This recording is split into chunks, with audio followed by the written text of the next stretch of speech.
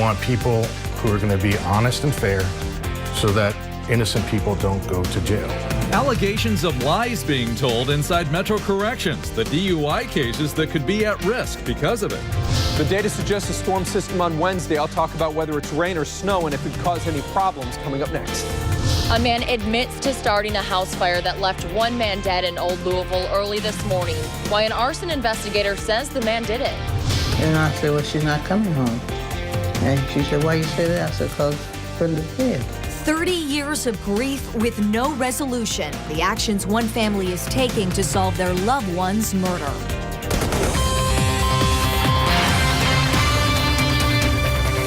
Thanks for joining us tonight. I'm Lindsay Allen. And I'm David Scott. Louisville defense attorneys say they caught a Metro Corrections officer in a lie. WDRB's Emily Muir explains it could mean several DUI cases will never see the inside of a courtroom. Emily.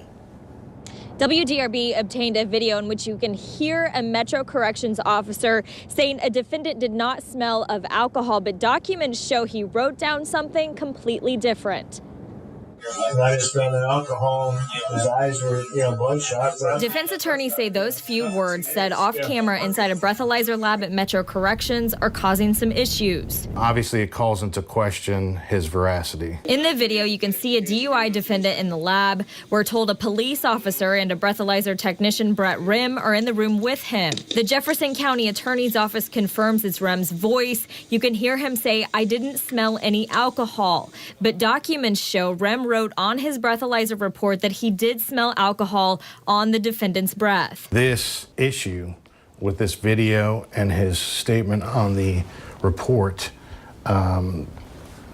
directly contradicting himself shows, that he wasn't being completely truthful. If I write this report, The defendant's attorney says it was an effort to strengthen a weak case and that this development could force judges to throw out many other DUI cases. The other officer made some comment to the effect that, well, if we write that up, then the case will probably be dismissed. This became impeachment value for me in the trial because it would go to show that Rim wasn't being completely honest. But DUI Division Chief Paul Richwalski with the County Attorney's Office says it's unclear who Rim is referring to in the video. If you've listened to it, then you've noticed that there's a lot of things going on. There's different stalls or different stations, and they're also talking about other defendants too. So far, prosecutors have amended 2 DUI cases in which the video has come up. Defense attorney Danny Alvarez says it's a credibility issue. If he's not telling the truth in one case, you can certainly use that against him in any other case where he comes in to testify. Metro Corrections officials tell us they are inquiring internally about the matter, but it's unclear whether or not they will launch an investigation. WDRB.com reporter Jason Riley explores just how many cases this could affect in a story you can find right now on our website. Reporting live from Metro Corrections, Emily Muir, WDRB News.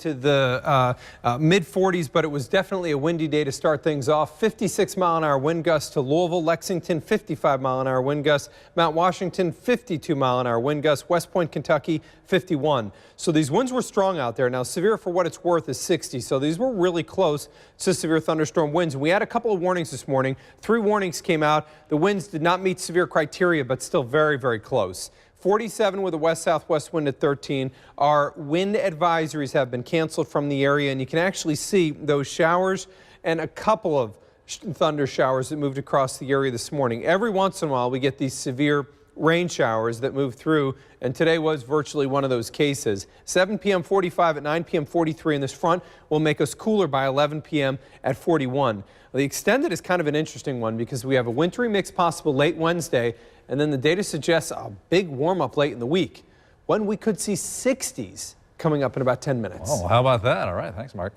A man is behind bars after police say he confessed to setting a fatal house fire this morning. WDRB's Kelly Davis explains why police say he did it. 53-year-old Ronald Mills was booked here at Metro Corrections just hours after police say he admitted to starting that fatal house fire in Old Louisville. I looked out the door and there's just flames balls of flame shooting out the side of the house. A startling start to the day in Old Louisville. Are you okay? South Brook Street lit up early Monday morning. We were all asleep, and then we heard the sirens outside. We woke up, and then we saw the smoke. It was kind of filling in our house. Crews sift through the damage to the faint sound of a fire alarm. Damage now considered evidence. Right now what we're doing is kind of verifying what he's told us and what the scene tells us. Metro Arson says this man, Ronald Mills, admitted to setting the house on fire, killing an elderly man and injuring 3 others. The house was still on fire, flames everywhere. He's sitting on his front porch eating a bowl of noodles. He was here on the scene when the firefighters arrived. He is a tenant of the building. He lived on the first floor. The victim lived on the second floor. Investigators say Mills was not targeting the victim, but rather his landlord. He was upset with the owner of the building and the landlord. We've not developed that completely, but I think that that's what happened. Neighbors call it retaliation. They say Mills has always been a nuisance in the neighborhood. Every time the cops come here, they don't do nothing. And one time, if they would have did something about it, could have prevented this man from dying in this house. Mills has no criminal history. Metro Arson tells us they do expect additional charges to be filed once their investigation develops. Downtown Louisville, Kelly Davis, WDRB News. A key witness returns to the stand today in DeJuan Hammond's 4th murder trial. WDRB's Sarah Finney explains the very different story told today. Today, the jury watched the emotional police interview of Hammond's ex-girlfriend. DeJuan Hammond's former girlfriend, Princess Bolin, spent more time on the stand Monday. But instead of questioning, the Commonwealth showed the jury a video interview with detectives from 2011. Bolin watched intently, sometimes shaking her head. I'm confused. No, you're not confused. You're lying. There's nothing confusing about telling the truth, is there?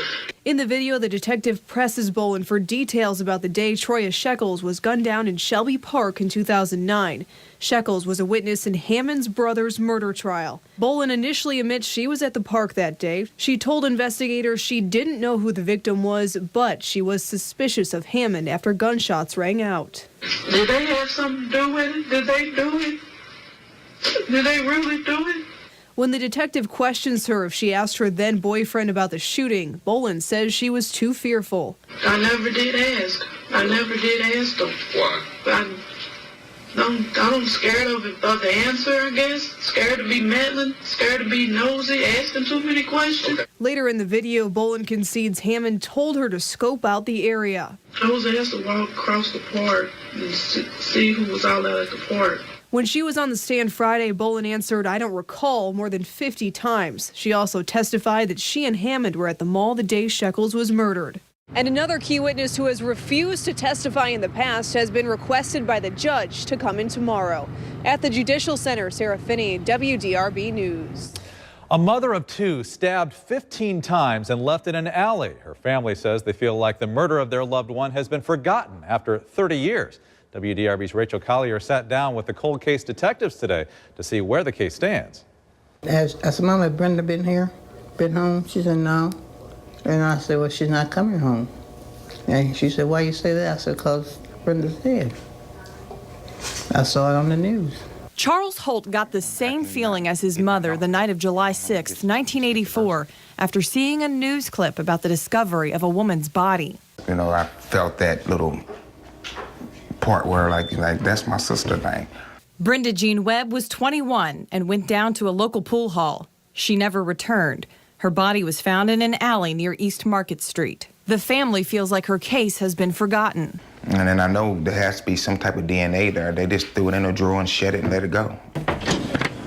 Sergeant Donnie Burbrink knows exactly where to find Brenda's file among more than 475 other cold case murders. This right here is her investigation. Cold case detectives got a new lead in 2011, and they've sent off DNA evidence for testing. They collected DNA evidence and things like that in the 80s, but the problem was they didn't have the capabilities that we have now. It can take up to 2 years to process cold case evidence at the lab, but detectives are making progress. I can tell you from the original case file, there were several persons of interest. We've kind of narrowed it down, I think, to 2 or 3 people that we think are viable suspects right now. The family wants closure and justice. Just get them. Rachel Collier, WDRB News. And if you have any information about this cold case, you can remain anonymous by calling the Metro Police tip line. The number there is 574-LMPD. A bus driver arrested for driving under the influence with dozens of children on board. The reason the company she works for believes the charges may be dropped. And 3 people are locked up here at Metro Corrections after a violent East End carjacking. Just ahead, the surprising thing police learned after the arrest. The accused gunman in the Fern Creek High School shooting has now been charged. 16-year-old Andre Banks is accused of shooting 15-year-old Javante Burrows inside the school on September 30th. A grand jury indicted the suspect today on 6 adult counts, including unlawful possession of a weapon on school property and carrying a concealed deadly weapon. Police rushed to the school after the shooting and systematically searched the building. They eventually found Banks at a nearby apartment. Burrows continues to recover at home and has not been able to return to school yet. The Louisville bus driver arrested for DUI with dozens of children on board yesterday might have actually had a medical issue. Miller transportation officials tell WDRB they believe the charges against Holly Brown will be reduced or dropped when lab tests are back in a couple of weeks. A child on the bus called a parent with concerns about Brown's driving. The parent then called Kentucky State Police, which found the bus at a convenience store off of Bluegrass Parkway between Bardstown and Lawrenceburg. Brown, who is also a bus driver for JCPS, is charged with DUI, wanton endangerment, and not having a prescription in a properly labeled bottle. Local community members say they've got a plan of action to end violence after the murder of a local cab driver. A vigil was held on Garden Green Way in Newburgh, where 31-year-old Papa Thiem was killed more than a week ago. 3 teenagers were arrested and are charged with murder. Today, members of the local group Man Up held a prayer vigil. A letter was also read from Thiem's widow. Too many lives are taken from us for no good reasons. A young, promising life, full of hope and dreams, aspirations, came to the United States for a better life. I don't know how many more times we have to have something like this happen before we wake up and do something about it. Those in attendance say they've started a movement called STAR, which stands for Stop, Think, Act, Review. Well, dozens of warehouses around Louisville are trying to hire as many workers as possible as quickly as they can to help with online holiday orders. Higher pay, free transportation, and bonuses are just some of the perks temp agencies are using to attract workers. Amazon, eBay, Fanatics, and UPS all still have openings. Only a few years ago, these jobs were paying $10 an hour or less, and now the trend is definitely more towards $12 or in some cases even $13 an hour. One company, eBay, is even busing in workers from as far as Bardstown or Frankfurt. WDRB.com business reporter Chris Otts looks at the competition for workers and what it means for the local economy. You can find his Sunday edition story and links to job opportunities right now on our website. $150,000 will help hundreds of JCPS athletes. Norton Healthcare is providing the money over the next 2 years to help the district find ways to prevent concussions. It will help pay for 250 new football helmets and 3 more full-time trainers. The money will also cover more concussion testing for football players and other students in the district who play contact sports. Thousands of JCPS students are getting some help just in time for winter. A blitz ended Friday to get teachers, students, and other members in the community to donate to the Clothing Assistance Program. Today, thousands of items were donated to the program's clothes closet on South 15th Street. More than 5,100 coats, pants, gloves, scarves, and other winter gear will be given to JCPS students. Well, job number 1 is, of course, student achievement, but you can't really worry about student achievement when you're cold or hungry, and this takes care of the cold part. The program serves between 5,000 and 7,000 families every year, but the clothes closet desperately needs volunteers to help hang and sort through the clothing. Well, season tickets for Louisville's soccer team go on sale to the public tomorrow at 10. Louisville City FC, the USL Pro team, starts playing in March at Slugger Field. All fans who buy a season ticket by February 1st will become a founding member of the club, and the Founding Members Club will be available to join only in this inaugural season and will reward fans who have been with the club from the very start. For information on getting tickets and what season ticket holders get in addition to those tickets, go to WDRB.com.